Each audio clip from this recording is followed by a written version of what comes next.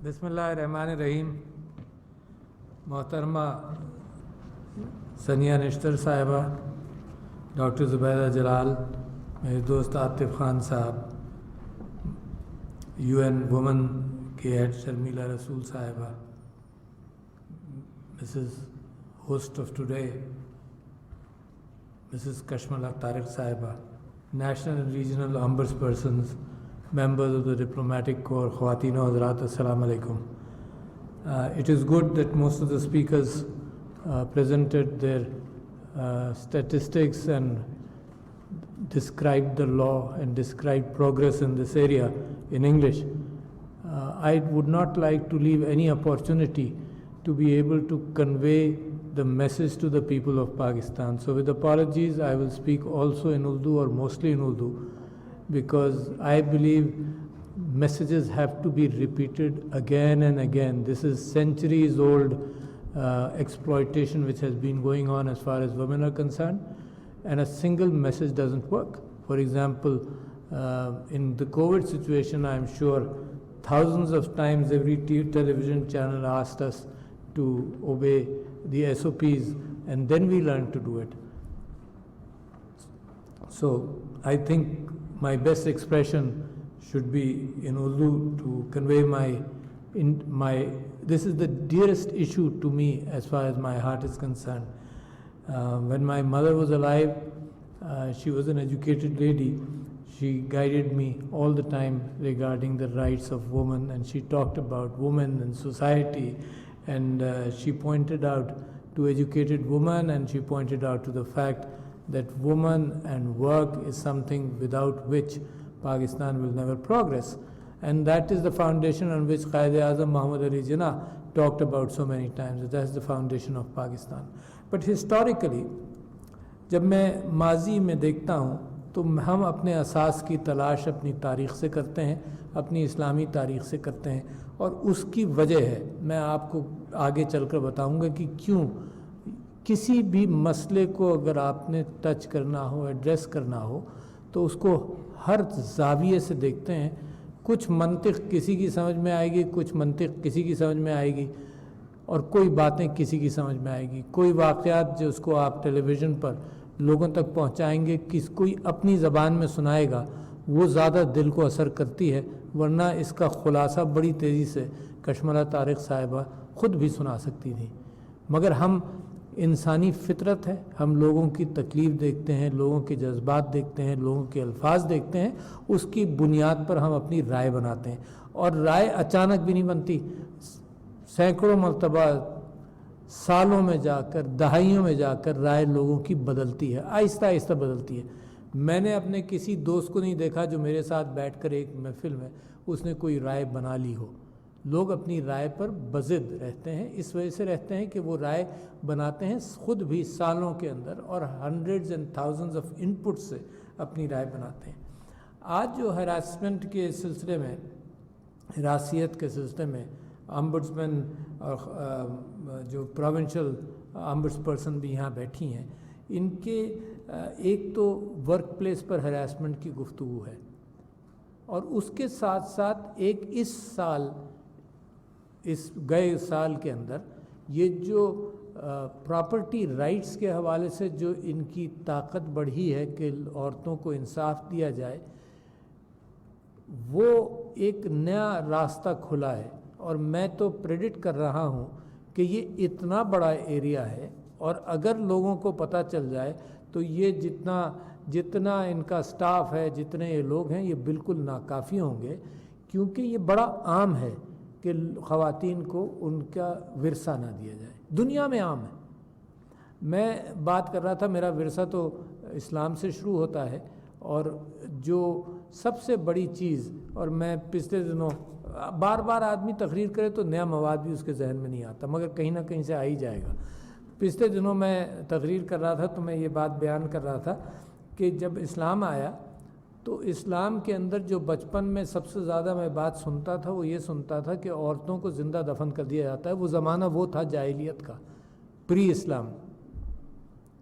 तो बड़ी तकलीफ़ होती थी सुनकर.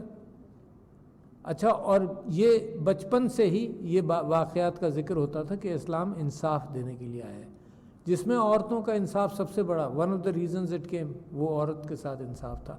پھر سورہ نساء کے اندر اللہ تعالیٰ نے بڑی وضاحت کے ساتھ پراپرٹی رائٹس کا تعین کیا، اور جب سے میں آیا ہوں یہ پراپرٹی رائٹس کا حصہ وہ وومن آمبڈسمن پرسن کے پاس نہیں تھا، بلکہ یہ ایک الگ پہلو تھا جس کے اندر میں نے اسلامک آئیڈیالوجی کونسل کو یہ کہنا شروع کیا کہ سب سے زیادہ ذمہ دار معاشرے کے اندر یہ ذہنیت بدلنے کا ہے۔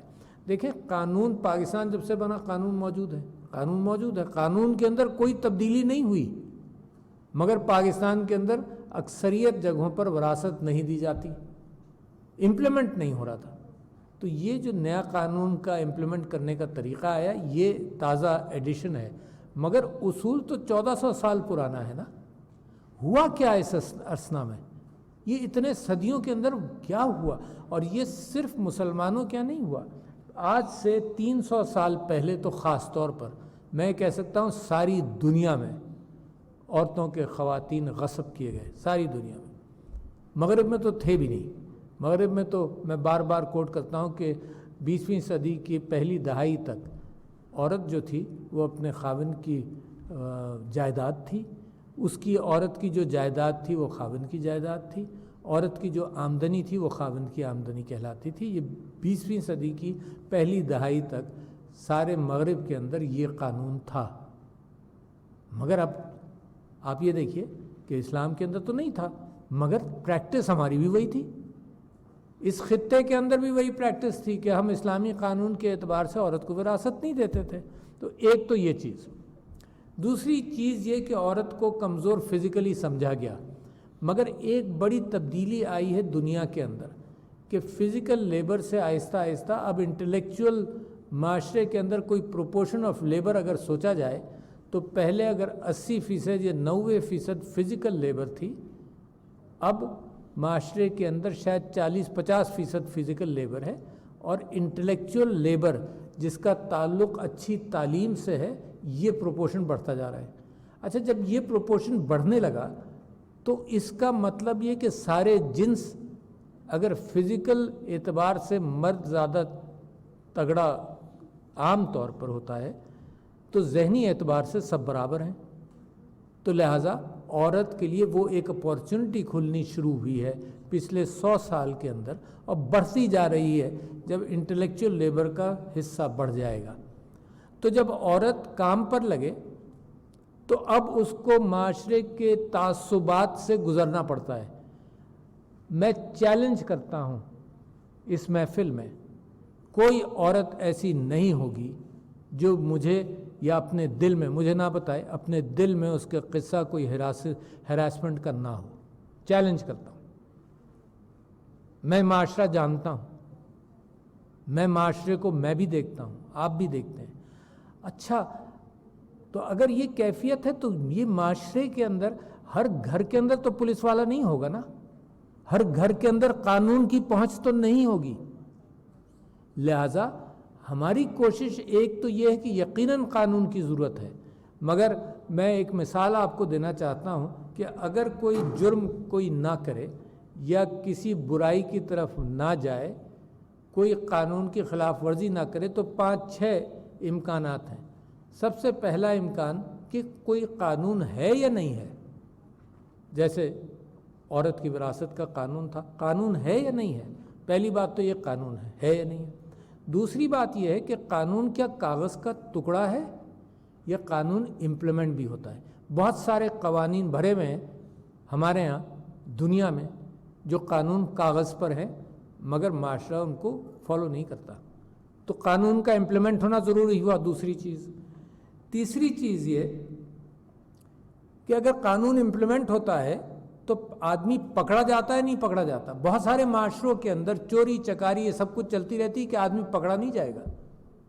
مجھے آج تک یاد ہے کہ ایک صاحب ایک زمانے میں پیلی ٹیکسیز کا قصہ ہوا تو میرے ایک دوست نے کہا کہ مرسیڈیز 6 گاڑیاں خرید سکتے تھے پیلی ٹیکسی کے طور پر، اور اگر وہ 8-10 لاکھ کی مارکیٹ میں تھی، اس زمانے میں 2 لاکھ کی پیلی ٹیکسی میں ملتی.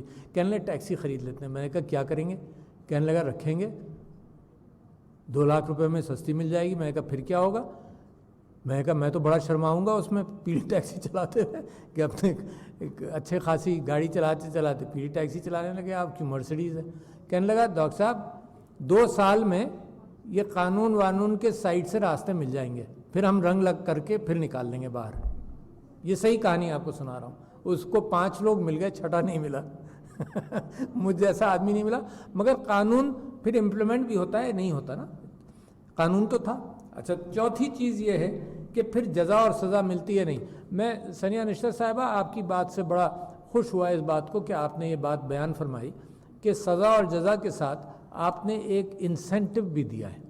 اور انسینٹو یہ دیا ہے کہ عورت بچی کاؤنٹ ہو، بچی کو تعلیم کے حوالے سے انسینٹو ملا، ماں کو اس گھر کو کہ بچی کو پڑھائی کی طرف لائے. میں ایک مرتبہ دبئی گیا تو ایک پارٹی ہے دہلی کی جو نئی پارٹی بنی، اس کے لوگ آئے تو انہوں نے کہا کہ جی ہمارے ہاں بڑی تبدیلی آئی کہ جب ہم نے بچوں کو ہمارے ہاں بھی ڈراپ آؤٹ ریٹ زیادہ ہے، بچے داخلے کم ہیں، آؤٹ آف اسکول چلڈرن زیادہ ہیں، تو ہم نے بچوں کو دوپہر کا کھانا دینا شروع کیا. تو نتیجہ یہ ہوا کہ بچے بڑھ گئے. مگر ایک اور کیفیت ہوئی. کیفیت یہ ہوئی کہ بچے بڑھ گئے اور ایک گھر سے اگر لڑکے بھی بڑھ گئے، لڑکیاں کم ہو گئیں. کیونکہ ایک گھر سے آیا، انہوں نے کہا لڑکے کا ایک تعصب ہے ہمارے معاشرے میں، اس کو تو اچھا کھانا مل جائے. تو لڑکیاں کم ہو گئیں اس پروگرام میں اور لڑکے بڑھ گئے. تو اس کے عجیب کیفیتیں پیدا ہو جاتی ہیں جب معاشرے کے اندر ایک کیفیت ہو کہ جس کے اندر مرد کو پریفرنس دی جائے اور عورت کو نہیں دی جائے. تو میں آپ سے یہ کہہ رہا تھا کہ سزا اور جزا، مگر اس سے بڑھ کر ایک چیز اور ہے جو میں سٹیمولیٹ کرنا چاہتا ہوں آپ سے، جو بات کر رہا ہوں وہ یہ کہ معاشرہ کیا کر رہا ہے. میں نہیں، اگر یہاں یہ عورتیں بیٹھی ہیں جن کے متعلق میں یہ کہہ رہا ہوں کہ تقریباً سب کو کہیں نہ کہیں ہراساں کیا گیا ہوگا، تو معاشرہ کیا کیا ہے؟ معاشرہ کیا صرف ہراسمنٹ کر رہا ہے؟ یہ معاشرہ روک بھی رہا ہے. تو یہ جو رکاوٹ ہے یہ تو دل سے نکلے گی، یہ قانون سے نہیں نکلے گی، یہ دل سے نکلے گی. اچھا، اور دل سے کیسے نکلے گی؟ کبھی مذہب سے نکلے گی.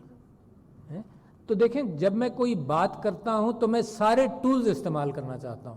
کسی بچے کو میں کوئی لالچ دوں گا، کوئی یہ کہوں گا کہ تمہیں یہ ٹافی مل جائے گی، تم یہ اچھا کام کر لو، پڑھائی کر لو، کسی کو شاباش دوں گا، کسی پر سختی کروں گا.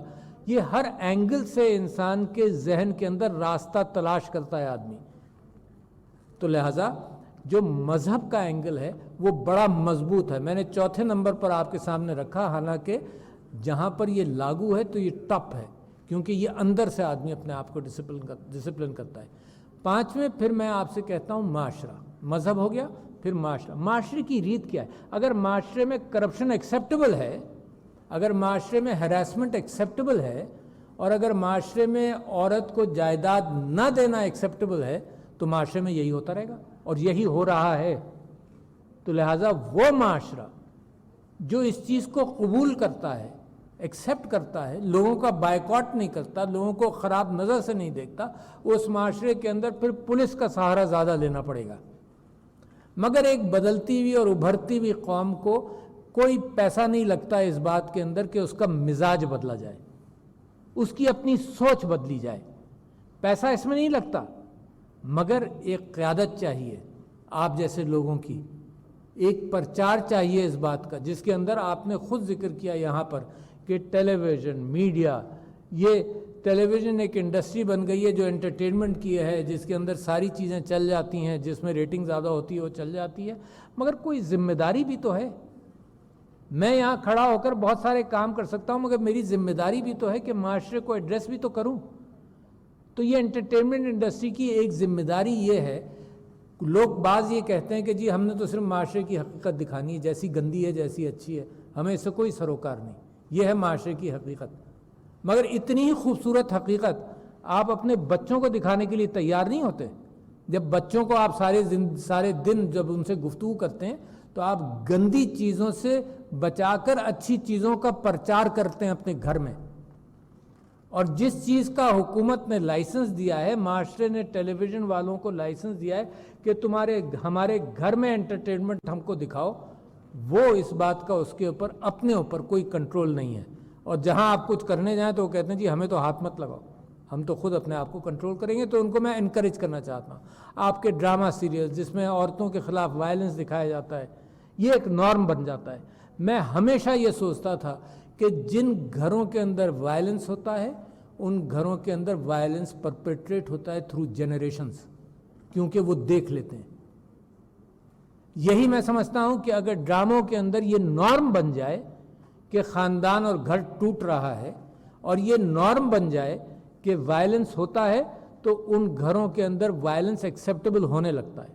تو لہٰذا جہاں پرچار کرنے کی ضرورت ہے، معاشرے کو تبدیل کرنے کی ضرورت ہے، اس کے اندر یہ بہت ضروری ہے کہ ٹیلی ویژن کا بھی رول ہو. ہر ہتھیار ہمیں استعمال کرنا چاہیے. تعلیم کا رول ہو. عورت کی ترقی کے اندر 3-4 چیزیں بڑی اہم ہیں.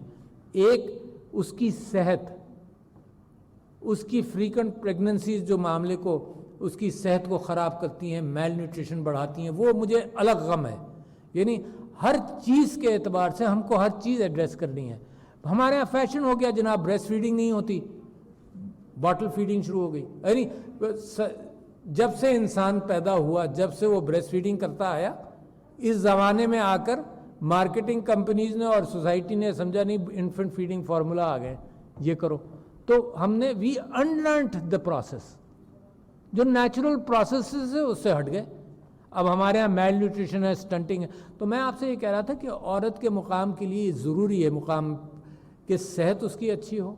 دوسرا، معاشرے کے اندر اکاموڈیٹو کیفیت ہو، کہ اگر وہ جاب پر ہے تو عورت کے اعتبار سے کوئی جاب ہو سکے. کل ہی میں کسی کی خاتون کی کہانی سن رہا تھا، بڑے نارملی وہ مجھ کو سنا رہی تھی کہ جی وہ تو فل ٹائم جاب ہے، تو لہٰذا میں تو فیملی کو بھی وقت دینا چاہتی ہوں، تو کوئی گنجائش نہیں ہے. کیوں گنجائش نہیں؟ گنجائش اب معاشرے کے اندر پیدا کرنی چاہیے. اور آج کل ایڈورٹیزمنٹس بڑے اچھے آ رہے ہیں، جو مجھے خوشی ہوئی، بینکوں کے ایڈورٹیزمنٹس خاص طور پر، کہ we are an equal opportunity employer. ہم چاہتے ہیں کہ عورتیں اور ڈفرینٹلی ایبلڈ لوگ اور مائنورٹیز اپلائی کریں. تو کم سے کم ایک پرو ایکٹیو کیفیت ہے. تو خیر، coming back to the harassment issue, میں یہ کہنا چاہتا ہوں کہ میں خود پریشان ہوا. میں ان کے سارے کیسز جو ہے وفاقی محتسب کے یا دوسرے آمبڈسمین، ٹیکس آمبڈسمین، انشورنس آمبڈسمین بیٹھے ہیں، سارے کیسز جو اپیل آتی ہوں میں خود دیکھتا ہوں، خود پڑھتا ہوں. اب ایک ہراسمنٹ کا کیس، میں ایک مثال دے رہا ہوں. ایک ہراسمنٹ کا کیس آیا اور میں نے کہا کہ جی اس کو میں خود سننا چاہوں گا. انہوں نے کہا جی بالکل آپ سنیں.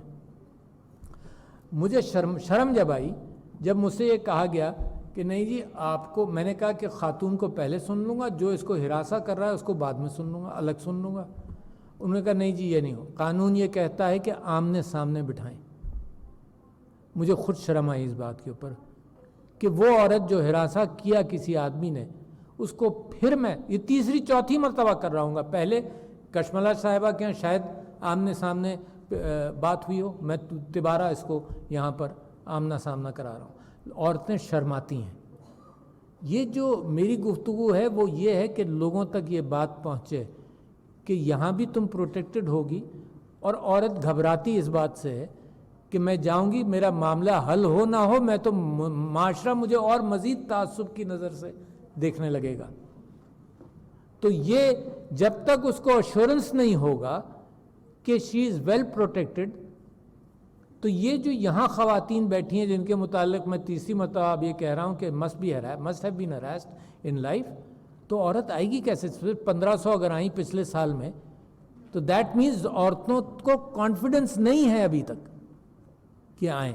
مگر ایک راستہ آپ کا ایک اچھا کھلا ہے کہ عورتوں کی پراپرٹی کے اعتبار سے، اور پچھلے ہی دنوں مجھے اس بات کا زیادہ علم ہوا جب فروغ نسیم صاحب کے ساتھ بیٹھ کر ہم بات کر رہے تھے، تو اس بات کا زیادہ علم ہوا کہ یہ پراپرٹی انہیریٹنس پراپرٹی کی واحد بات نہیں ہے، یہ ہر پراپرٹی کی بات ہے.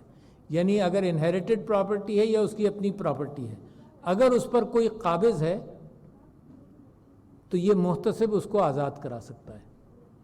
عورت کے لیے یہ اسپیسیفک قانون ہے. کبھی پرو ایکٹیو قانون بننے چاہیے نا. پرو ایکٹیو کا مطلب کہ یہ دبی ہوئی ہے, پسی ہوئی ہے, اس کو سہولت دینا, اس کی مدد کرنا زیادہ ضروری ہے. ثانیہ نشتر صاحبہ نے کہا کہ ہم نے ہر پروگرام کے اندر 50% پلس کی بات کی. نہیں کر سکے ہو تو تلاش کر کے لاؤ. تو لہٰذا یہ قانون جو ہے یہ پرو ایکٹیو انداز سے عورت کو آگے لاتا ہے. میں یہ اچھی بات ہے کہ پچھلے چند سالوں کے اندر عورتوں کی ہراسمنٹ کے ایشوز جو ہیں وہ میڈیا اچھی طرح سے اٹھاتا ہے. کل پرسوں میں نے اور آپ نے دیکھا کہ ایک IBA کا بھی انسیڈنٹ ہے. میں اس کے اوپر کوئی اوپینین نہیں دوں گا کیونکہ واقعی لوگوں کے لیے یہ کیفیت ہے کہ اس کا کیا ہونا چاہیے. تو لہٰذا مگر کہ بات اٹھی تو کہ عورت کو کہیں ہراساں کیا گیا. ٹرانسپورٹ کے اندر, بسز کے اندر, جب وہ گاڑیاں چلاتی ہیں, جب اسکوٹر چلاتی ہیں, جب ہر جگہ پر اپنے جاب میں اس کو ہراساں کیا جاتا ہے. اور میں یہ سمجھتا ہوں کہ یہ زمانہ اب بدلنا چاہیے.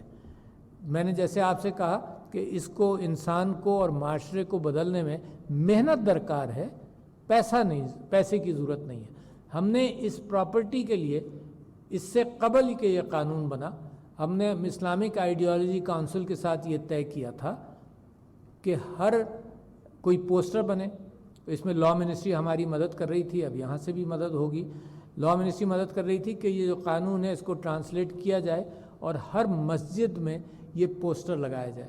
پچھلے دنوں بلوچستان ہائی کورٹ نے بڑا اچھا فیصلہ دیا اور انہوں نے یہ کہا کہ عورت اپنے نام پراپرٹی اپنی جب تک اس کے نام اس کی انہیریٹڈ پراپرٹی ٹرانسفر نہیں ہوگی وہ کسی کو ہبہ نہیں کر سکتی.